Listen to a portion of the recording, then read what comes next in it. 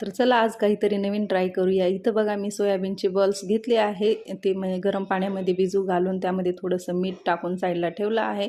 आणि इथं मी एका बाउलमध्ये कॉर्नफ्लावर, दही, आलं लसूण paste, Schezwan sauce, green chilli sauce, ketchup, tomato ketchup आणि सोया सॉस हे सर्व एकत्र करून मी एक पेस्ट बनवून घेतली आहे। आणि त्या पेस्टमध्ये मग 1 चमचा आपल्याला काश्मीरी लाल तिखट टाकायचं आहे आणि त्यानंतर कलरसाठी थोडासा आपल्याला खायचा कलर टाकायचा आहे, म्हणजेच की ऑरेंज फूड कलर टाकायचा आहे। त्यानंतर भिजलेले सोयाबीन पिळून एका साईडला घेऊन आपल्याला एका प्लेटमध्ये काढून घ्यायचं आहे। आणि त्यानंतर आपण त्या बॅटरमध्ये भिजलेलं सोयाबीन टाकायचं आणि व्यवस्थित असं मिक्स करून त्याला मॅरिनेट होण्यासाठी 1-5 मिनिट बाजूला ठेवून द्यायचं।